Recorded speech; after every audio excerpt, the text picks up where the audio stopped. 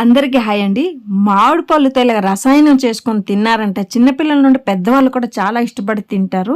So ఇప్పుడు ఎలా చేసేది చూసేద్దామా. Welcome back to Sushanti vlogs. ముందుగా ఒక 3 మామిడి పళ్ళు తీసుకొని అరగంట పాటు నీటిలో కొంచెం నానబెట్టినామంటే ఆ కెమికల్ ఏమైనా ఉంటే క్లీన్ అయిపోతుంది. ఓకేనా. ఎప్పుడు కూడా మామిడి పళ్ళు ఒక అరగంట అయినా నీటిలో నానబెట్టి తినాలంట.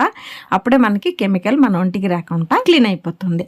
సో పండు మామిడి పళ్ళు తీసుకోవాలండి. ఇప్పుడు మామిడి పళ్ళు రసాయనం చేయబోతున్నాం కదా. ఈ రసాయనం పండిన మామిడిపళ్ళు తీసుకుంటే మనకి గొజ్జు బాగా వస్తుంది. కాయ అయితే అంత ఒగరొగరుగా ఉంటుంది, టేస్ట్ ఉండదు. ఎప్పుడు కూడా రసాయనం చేయాలంటే పండు మామిడిపళ్ళు తీసుకుంటే టేస్టీగా బాగా వస్తుంది. అంటే మామిడి పండు అయిందంటే గొజ్జు మనకి ఎక్కువ వస్తుందండి. కాయ అంటే అంత టేస్ట్ ఉండదు, గొజ్జు కూడా తక్కువ వస్తుంది. ఇలాగ స్పూన్ సాయంతో తీసుకోవచ్చు, లేదంటే చాక్తో కట్ చేసుకుని కూడా మనం ఆ ముక్కల్లాగా క్యూబుల్లాగా తీసుకోవచ్చు. టెంక కూడా వదలకూడదండి. టెంకలో కూడా గొజ్జు దొరుకుతుంది కాబట్టి టెంక కూడా అలా పిండుకోవాలి. ఈ రసాయనం చేసేటప్పుడు మాత్రం పండువి తీసుకోండి, టేస్ట్గా ఉంటుంది. ఓకేనా.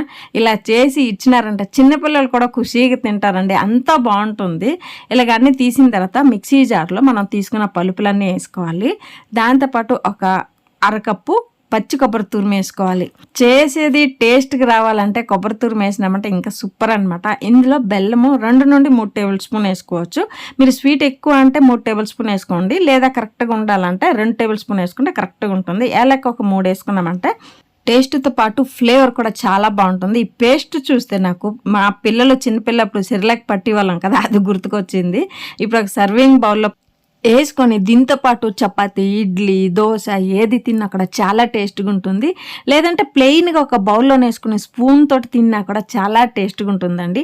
పిల్లలు కూడా ఇలాగ చేసి ఇచ్చారంటే ఖుషీగా తింటారు. అలాగే మనం దేవుడికి కూడా ఇలాగ మామిడిపళ్ళు రసాయనం చేసుకుని నైవేద్యంగా సమర్పించుకోవచ్చు.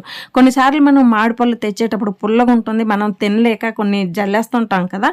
ఇలాగ రసాయనం చేసినామంటే బెల్లం వేసుకుని టేస్ట్ బాగుంటుంది, వేస్ట్ కూడా కాదు. ఈ వీడియో చూసిన వెంటనే మామిడిపళ్ళు తెచ్చి మామిడిపళ్ళు రసాయనం చేసి ఫ్యామిలీ మొత్తం తినండి, హ్యాపీగా ఫీల్ అవ్వండి. మీకు ఈ మామిడిపళ్ళు రసాయనం వీడియో నచ్చినట్టయితే like, share and subscribe to Sushanti vlogs.